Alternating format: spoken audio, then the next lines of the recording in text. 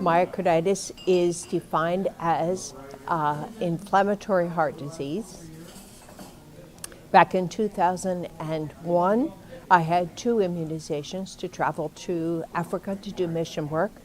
And about 2 hours after the immunizations, my heart started to misbehave. It was beating too forcefully, too irregularly, and too fast. Within 7 days, I was transferred between several different hospitals, many critical events, defined as the type of myocarditis that I have is called giant cell myocarditis and is classified as a catastrophic illness. By the time I made it to New York Presbyterian Hospital, Columbia, I was so sick I was immediately placed on the heart transplant list. I did survive, thankfully, long enough to receive the heart, and in my recovery, I said to my doctor, "What can I do to thank you for what you have done to saving my life?" And he said, "You should get in touch with Dr. Leslie Cooper from the Mayo Clinic, who we consulted with because he's the world expert on your disease." Again, myocarditis, inflammatory heart disease.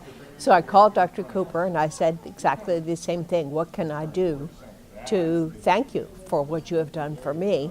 And he said, we need to start a foundation. So we started the Myocarditis Foundation. Now, at the time, 13 years ago, as a nurse, I had access to research studies on the disease because I was a nurse through PubMed. But for the general public, there was no information available about myocarditis. And Dr. Cooper said, we need to start a foundation so that we can put information online because we suspect that there are many other people out there who would benefit from this information. Well, we started the foundation. Officially, this is our 10th anniversary year. And in those 10 years, I've learned a lot about myocarditis. And most importantly, what I have learned is that it is a disease of young, healthy people. I was on the outer limit of the age spectrum, so it was a very rare thing that I would get this rare disease. But many, many children, babies, children, young adults die of this disease, and the knowledge of that makes me work harder on the foundation to try to find answers.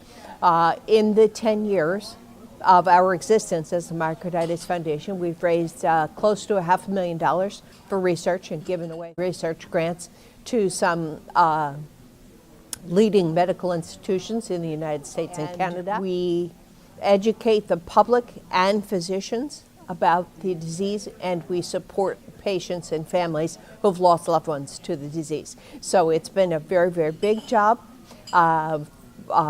for a rare disease, which I have done as a volunteer, hoping that every bit of extra money would go towards research that might find more answers towards a better diagnostic and more treatment options. Because in the meantime, until we get this disease figured out, more and more young people are dying.